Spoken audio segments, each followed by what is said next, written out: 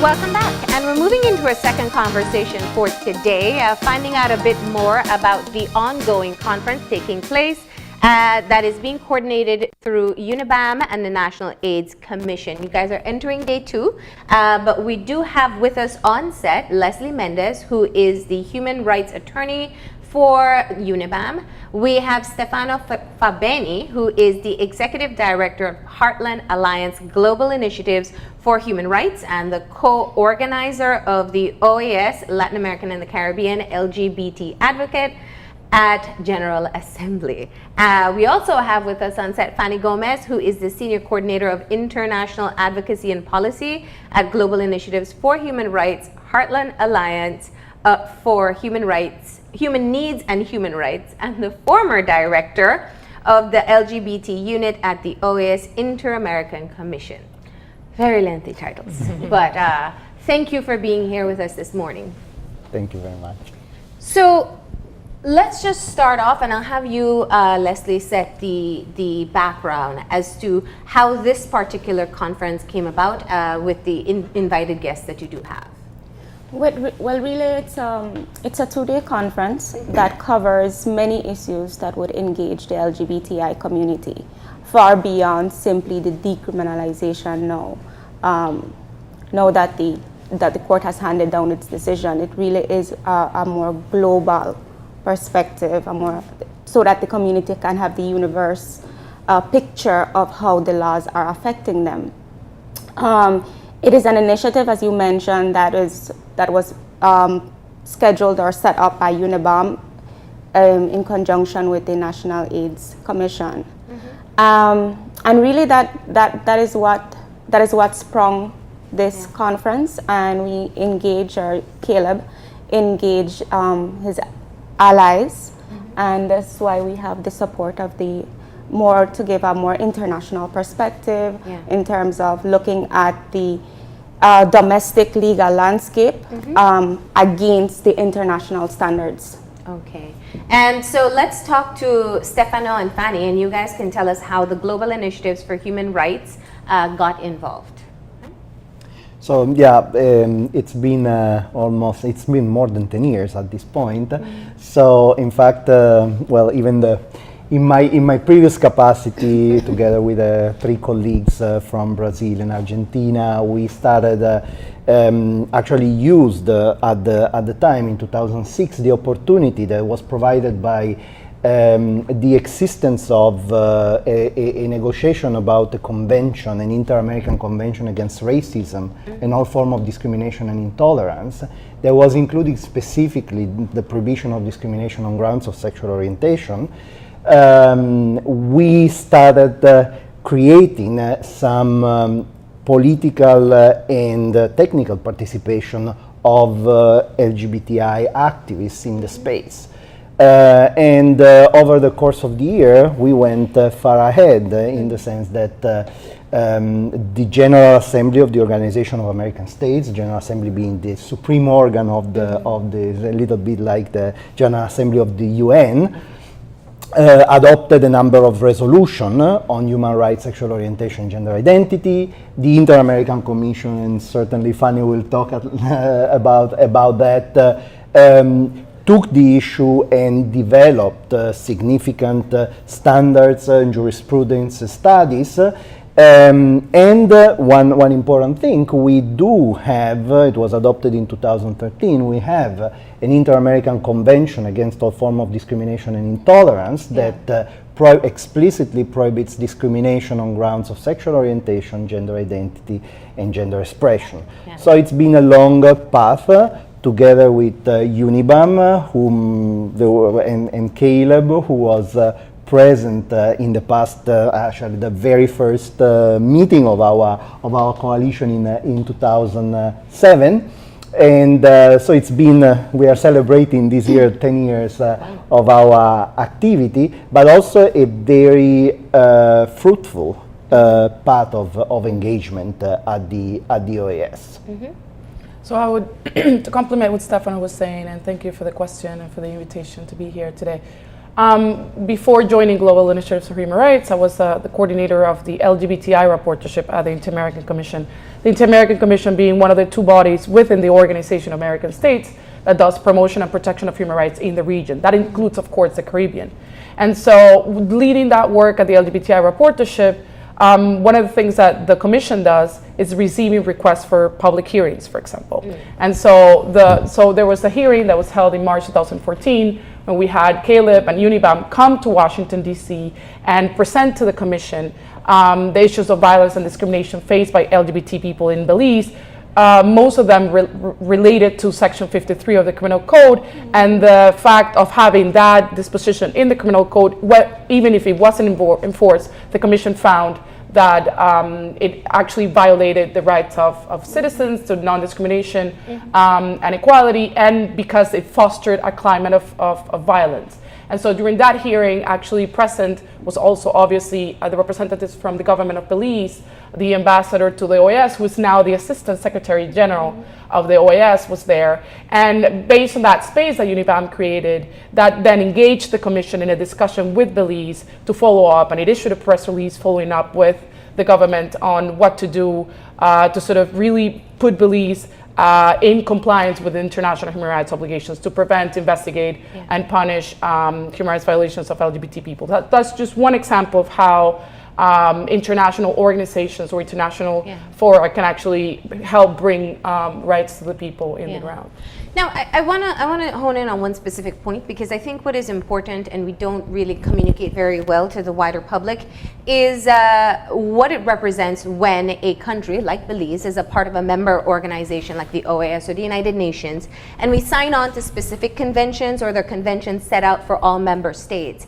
And while not all these conventions are translated into a domestic law, there are opportunities for persons to be able to seek assistance or seek recourse, as you just pointed out, through the larger membership organization. When you talk about the discrimination convention, and I'm minimizing it to keep it as user-friendly as possible, but how do you hope, or how do you educate the members or the citizens in this entire region that if your domestic law perhaps does not allow for sufficient protection for you, that you do have opportunities outside of the country to be able to seek some kind of recourse? Well, I mean, this is a crucial issue, and I should say that regrettably, Belize is not signatory to the American Convention on Human Rights, as well as all the other instruments. So, in fact, we have to rely on the American Declaration on the rights of rights and duty of the men, because it's a 1948 declaration. That gives also authority to the Inter-American Commission to engage with countries that have not signed the convention. So, I mean, within the Organization of American States, there are different levels of engagement based on whether or not member states have signed and ratified or not the treaties and other binding documents. However, as a political space, and this is something very important, because our engagement in the OAS started as a political engagement, that's an important space anyway, and also because even a declaration, sometimes let's think about the Universal Declaration on Human Rights. Everybody knows that, even if it's not politically binding. Nobody knows the treaties that are actually binding. So the question, and here we go to the point of really reaching out to people and educating people about the importance, about certain shared values that nobody would want to see, let's say, violated against themselves. So the question is really like going to the core of those values and making sure that people know about this. For instance, we have an issue within the Organization of American States and the Inter-American Commission of Human Rights about the fact that particularly English-speaking Caribbean countries don't use the system as much. So there is need of spaces like this where it's possible to talk about the opportunity. If you feel or you are a victim of wrongdoing and the state doesn't acknowledge this opportunity, there is a system that can provide some recourse. Yeah. Now, explain to me what the significance, and we've spoken about this quite a bit within the country after the ruling was first given, the significance of having Section 53 taken to the court and UNIBAM being successful in being able to challenge the constitutionality of the law itself. What does that mean in terms of where we are in the rest of the region? To that, I would say that Belize is definitely, by virtue of that decision, stands out in the region, within the region of the Caribbean. Yeah. As you know, the Caribbean is one of the regions in the world that has restrictive laws when it comes to same-sex intimacy. Yeah. And so it directly criminalizes people because of their acts, really, sexual acts. And so there's been approaches to decriminalization in other countries in the world recently, and more, I would say, in the last 5 years, because there's a lot of information around there coming, or decisions and standards, and really by the UN and the OAS and other different regional treaty bodies that have come to the international fora to say these are human rights violations, these laws need to be taken off the books. And so I would say that, in my personal opinion, I think Belize, with this decision, and hopefully it would be confirmed on appeal, it really takes the lead within the region in terms of protecting the rights of all citizens without discrimination. Yeah. So let's move into the objectives you set out for this two-day conference. There's a lot of information to cover in 2 days. And what you were able to do in your very first day is really to take a look at the current landscape. What were some of the things you found that the participants perhaps were least aware of, and where you felt that you were able to meet your objective? Well, my presentation was focused on the socioeconomic rights. So what we did, and what I realized, that a lot of many members of the community, including the NGOs, are unaware of the specific ways in which the LGBTI community is not being provided certain benefits under our current system, which really is structured with a very heteronormative sort of definition of what a family is, and so the specific protections that are given, or benefits that are given to family members, for instance, under the Social Security Act and the Pension Act, are not given to LGBTI couples, and in order to maintain a more broader, or in order to expand what we consider is a family, and to give that equal protection. The participants are also very interested in terms specifically with respect to criminal justice rights. It's not necessarily something that only affects the LGBTI community, but it is something that affects them. And so they were very interested in knowing what their rights are, what is correct police procedure, what are the powers of the ombudsman, for instance. They were also very engaged in giving their suggestions as to why maybe the ombudsman is not, the office of the ombudsman is not working to its full capacity. So those were the issues really that came out, at least in the first session. I think it's a very productive session. And going back to the question that you friend, you mentioned that how can we educate? And really, at least, even if a state is not complying with its full obligations under an international treaty, I would suggest, or I do believe, that at the very least the state is obligated to educate then its population as to what their rights are and what is really the impact of this treaty, specifically when it comes to those treaties that are intended to protect individual human rights. And so I would suggest as well, with respect to the education system, for these things to be incorporated. And this is so that then you can start educating the population from very early on. I know the Commission also has promotion, not only protection. And so there are some efforts being made to touch base or to engage more with the Caribbean region. And what the Commission has noted, at least during my time there, was that the focus, the priority when it comes to the Caribbean is education, is the promotion of the system, so that people, the citizens would know, look, you do have recourse. You have recourse to the Commission. Maybe you might not have recourse to the court because of the convention, but you have recourse to the Commission.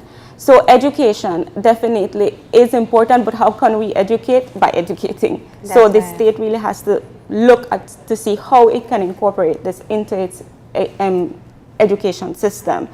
Other than that, well, we have these workshops. Yeah. We have these workshops, and we are working with key members, key stakeholders, with the LGBTI community itself, so that they know what their rights are. It's not only LGBTI members that are participating in this workshop. It's a cross section of people. You also have NGOs involved as well, right? Yes, and NGOs that deal with different areas as well, because you also have to look at the ways that these issues really intersect with one another and find commonalities when it comes to building something against, not against, but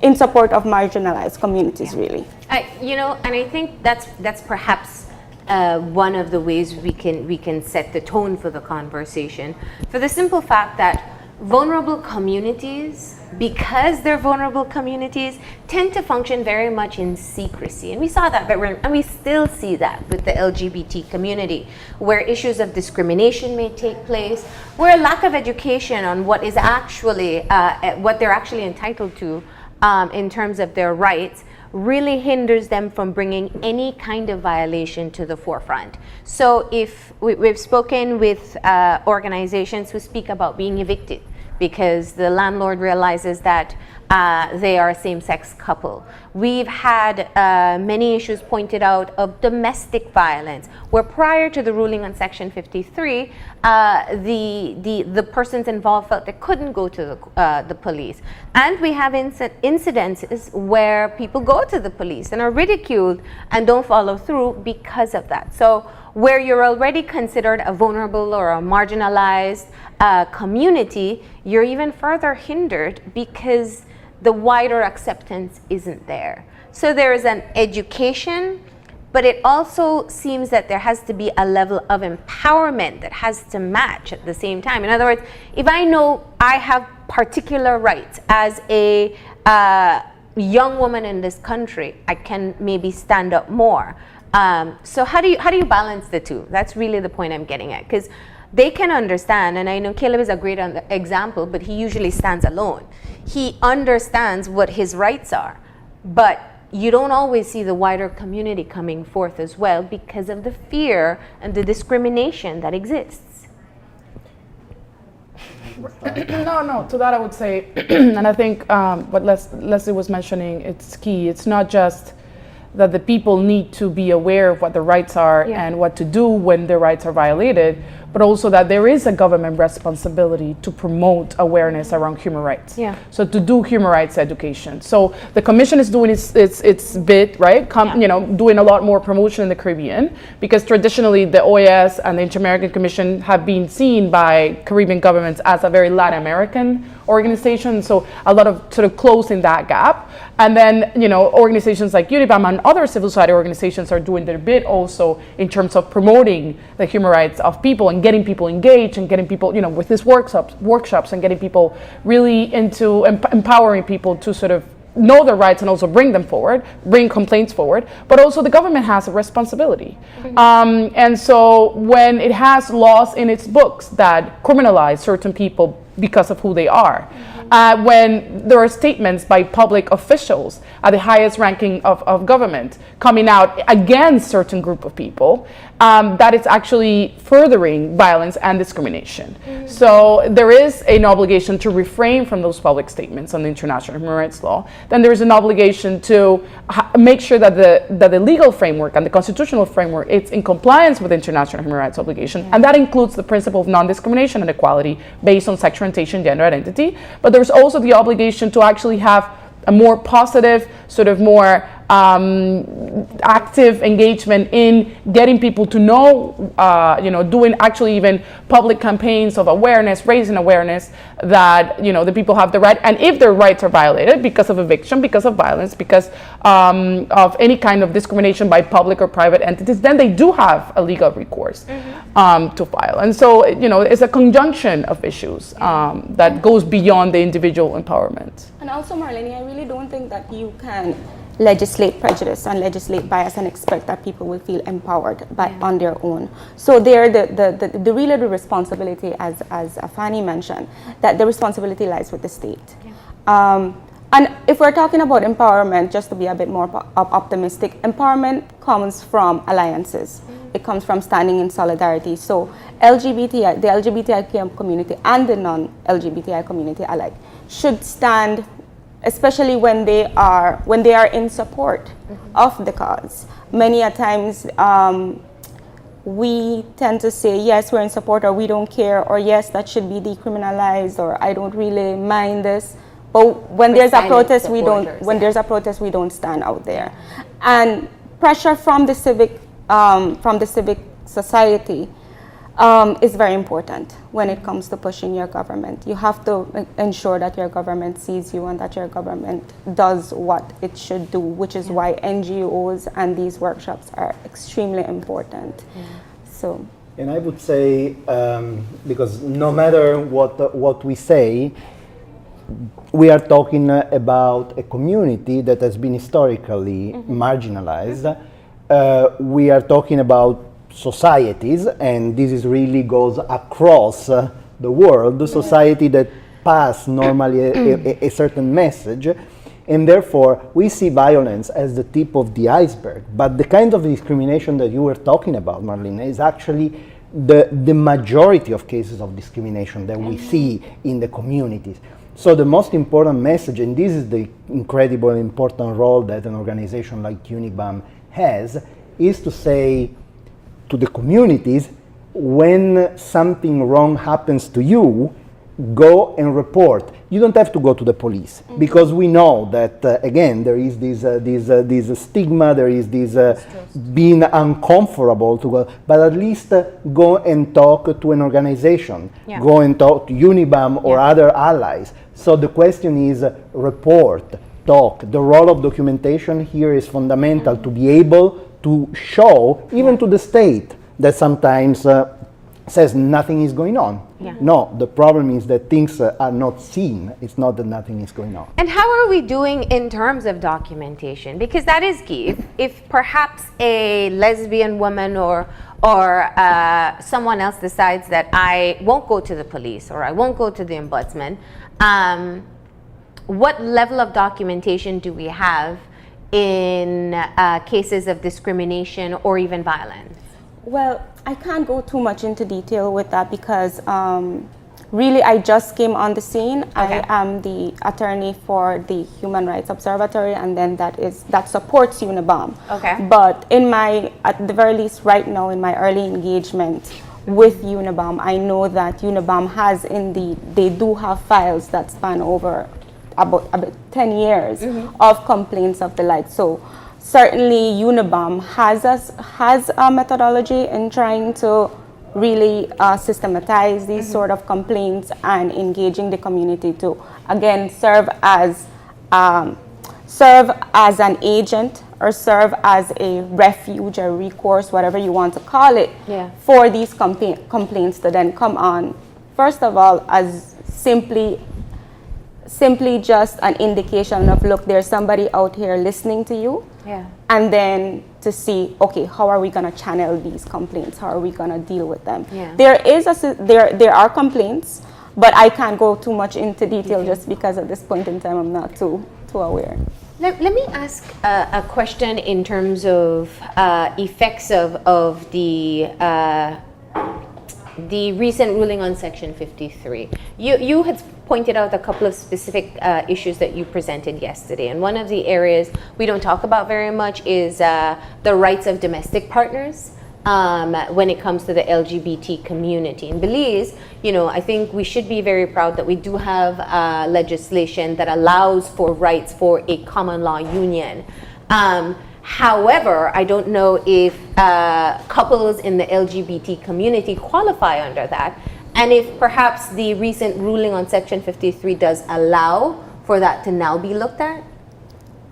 Yes, well, I certainly believe that it definitely does open the door for us to really go and revisit a lot of pieces of legislation that are out there. And yes, the one that would jump out at us is the definition of what is a spouse and the definition of common law union, which is still restricted to union between a man and a woman. So certainly same-sex union, same-sex relationships would not be covered under the current legal landscape, the legal framework. So day one, you took a look at the landscape in Belize. Today, you're moving into the international arena, which is a complement to what is perhaps not provided for, or will reinforce what is provided for in Belize. What do you hope the participants will walk away with at the end of today? Well, I would say, first of all, more information. Again, we're talking about education, so more better education around particularly the Inter-American system of protection of human rights and the political system and what has been achieved. And again, from a perspective of somebody who's been doing advocacy work in that space for 10 years, I would really hope that more civil society actors, Belizean civil society actors, can be seen in that space, can use that space, can use the instruments, the mechanism that the OAS and the Inter-American System of Protection of Human Rights provides. And I would say to that also is that it's important to sort of debunk this sort of myth that, this organization sit very far away, that really there is absolutely no recourse, they're in Washington, Geneva, and really that they are a lot closer than one might think. And also because there are certain approaches to that that are very rigid, because for example, if you want to present a petition against Belize, you have to exhaust domestic remedies. It says that you don't really, the convention and the rules procedures say that you don't need a lawyer, but really, the intricacies of how hard it is to sort of exhaust domestic remedies and then bring the case to the commission, and then it might take years. So there's very rigid procedures, but then there's also other procedures that are more flexible and more accessible, and that actually, like for example, the UNIBAM hearing or engagement in political spaces within the OAS, or even the simple, the information sharing with the commission. When the commission is going to issue a report on the human rights situation in the Caribbean or in the country, then if you are able to send that information forward, then the commission can have in its purview to actually establish standards with regard to LGBT or other populations. So the importance of bringing those home and saying, yes, these are access, these are systems that can be accessed readily, easily than one, or easier than one might think. Will there be some sort of mechanism for an action plan or follow-up activities after this conference is concluded? Yes. At least for me, what we are doing is that we are organizing legal clinics in which we would again be engaging the LGBTI community and doing these clinics on a more regular basis then. So again, that is part of my role here, to make myself available for whatever legal advice and also to help organize some sort of effort with the different NGOs to really then follow through with some of the advocacy to engage these issues. Now let's try to close this off in an optimistic note, because I think,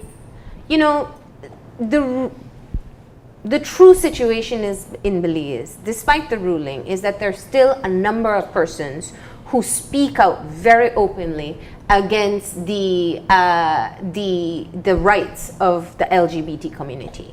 And it is going to be a continuous process to be able to send the information out. But when you look at the group that you have spoken to and interacted with in the past day and continuing today, what is the hope that you see in the future of a realization of human rights for all? Well, I would say that, again, our engagement starts today. So yesterday we were more as spectators. Observers, yeah. And observers. But I would say that by the very fact that there are other people, other constituencies, so that the dialogue and the conversation and the engagement happens beyond the community. That's already a reason for hope. And at the end of the day, I believe that advocating against the rights of somebody is never the right strategy. Who would want for themselves that somebody else advocate against your own rights? It's just a question of, I would say, counterintuitive. It's a question of common sense. I think to what you were saying, actually, it's very problematic the way certain groups hide behind freedom of expression and freedom of religion to really advocate against the rights of certain people, or even to advocate towards hate and discrimination. And so it's very, very important to very cognizant of the fact that hate speech is there's a fine line, but there is a line between freedom of expression and hate speech. And so it's very important to also know what the role of the government is, because although the government has a role of ensuring that every group has can exercise the freedom of expression, it also has a role in ensuring that certain populations are not discriminated against by other groups, and so that the rights of one group is not infringed upon by other groups. And so it's very important to also sort of create an awareness around that, because sometimes, again, the name of religion of freedom of expression is used as a weapon against certain populations. And actually, those statements do have a very much significant impact on the lives of LGBT people. And I know you wanted us to end on a happy note, so I'll end on a happy note. And to sort of also reinforce what Stefano was saying, it's also very important for workshops like this to go beyond the same, one or two organizations or one or two, or the constituents, LGBT constituents. We have seen in other countries in the Caribbean how LGBT organizations come together in alliance with other non-LGBT women's rights groups or other groups, children's rights groups, indigenous groups, people with disabilities groups, to sort of, again, because we're again talking about human rights for all. And so to be able to have a unified front before the UN, before the OAS, and to bring these issues forward strengthens the rights of every group, and also it gives a unified front vis-a-vis the government. That's actually very important. And if I could just mention one thing briefly. I think that the overall objective relates to increased visibility and to also empower people to stand up.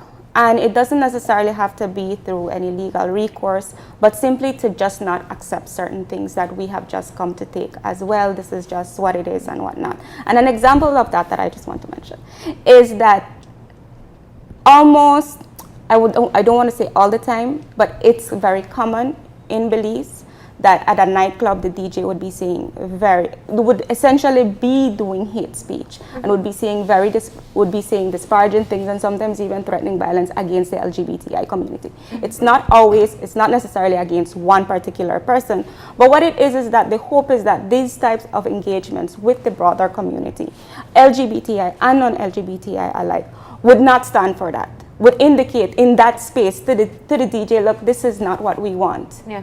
Because we also have, we are the ones in power in that situation. Mm-hmm. The DJ is there playing for us. Mm-hmm. So just in those little